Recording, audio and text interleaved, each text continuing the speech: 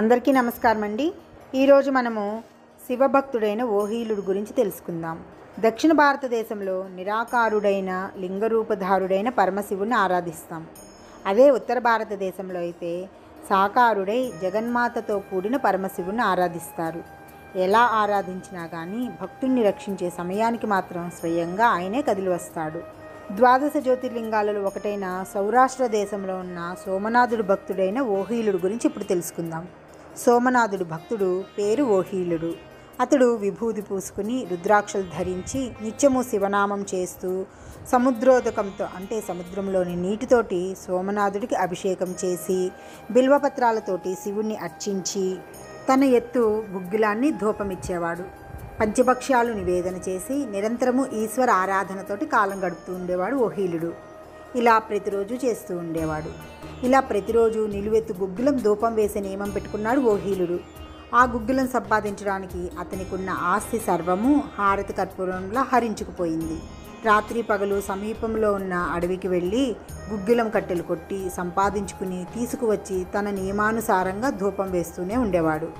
సోమనాథ దేవాలయంలో కొందరు భక్తులు ఈ ఓహీలుడి యొక్క వింత పూజా విధానాన్ని చూసి అతన్ని ఏడిపించడానికి, అతని పూజకి అడ్డంకులు కలిగించడానికి ఎన్నో కుట్రలు పన్నేవాళ్ళు.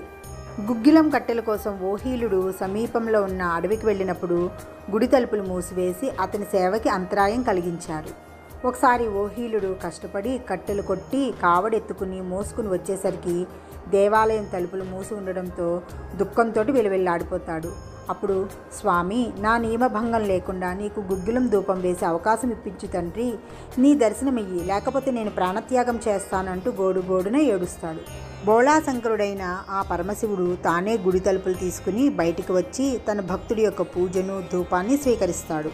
శివభక్త ద్రోహులు కొందరు ఇతడి భక్తిని తెలుసుకోలేక ఓహీలుడికి భిక్ష దొరకకుండా చేస్తారు. ఆ భక్తుడు దేవాలయం వద్ద దొరికే బిల్వపత్రాలు, శివ నిర్మాల్యము తిని కాలం గడుపుతూ ఉండేవాడు.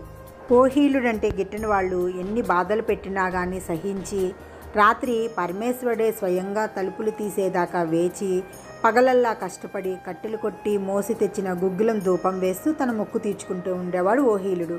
ఇలా కొంతకాలం గడుస్తుంది.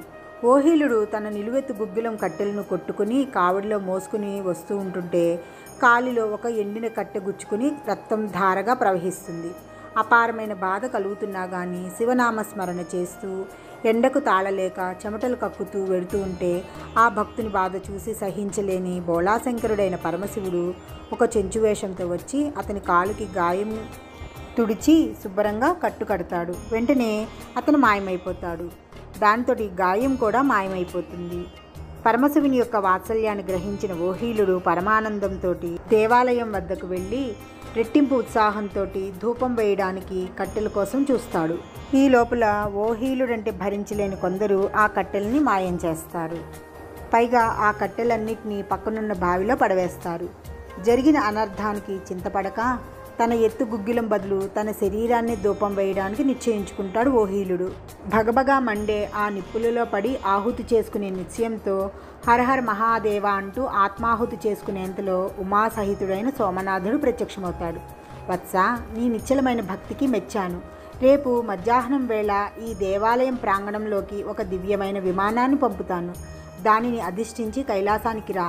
ఎవరైతే నిన్ను నీ భక్తిని అవహేళన చేశారో, నీ భక్తికి ఆటంకం కలిగించారో వారంతా నీ భక్తిని చూసి తెలుసుకుంటారని చెప్తాడు. తన్మయత్వంతో ఉన్న పరమభక్తుడు ఈ విషయము చెప్పకపోయినా చాటు నుండి ఓహీలుడంటే పడిన వారంతా వింటారు. ఆ పరమభక్తుని పాదాలపై పడి క్షమించమని కోరుకుంటారు. మర్నాడు ఊరంతా ఈ వింత చూడడానికి కదిలి వస్తారు. దివ్యమైన విమానంలో శివుని ఆజ్ఞ మేరకు శివదూతలు వచ్చి ఓహీలుడిని విమానం ఎక్కించుకుని తీసుకెళ్తూ ఉంటారు. అప్పుడు అక్కడ ఉన్న జనం చాలా పశ్చాత్తాపం పడతారు. ఓహీలా, మమ్మల్ని క్షమించు, మేము తెలియక నీ పట్ల అనుచితంగా ప్రవర్తించాము, మమ్మల్ని మన్నించు అని వేడుకుంటారు. హరహర మహాదేవ శంభో శంకర అంటూ ఓహీలుడు భక్తిని కళ్ళారా చూసి ఆనందంతో పులకించిపోతారు. తాము చేసిన తప్పుని తెలుసుకుని మన్నించమని వేడుకుంటారు. నీ పట్ల చాలా అమర్యాదగా ప్రవర్తించాము, మేము చాలా సిగ్గుపడుతున్నాము, మమ్మల్ని క్షమించు అంటూ పలు విధాలా అతన్ని క్షమాపణ కోరుకుంటారు. హరహర మహాదేవ శంభో శంకర అంటూ ఆ దివ్యమైన విమానంలో ఓహీలుడు కైలాసానికి చేరుకుంటాడు. ఇదండి సోమనాథుడి భక్తుడైన ఓహీలుడి కథ. అంటే భగవంతుడి మీద భక్తితోటి నమ్మకంతో ఉంటే భగవంతుడే భక్తుడి కోసం వచ్చి ఆ భక్తుడిని రక్షిస్తాడు అనడానికి ఈ కథే నిదర్శనం.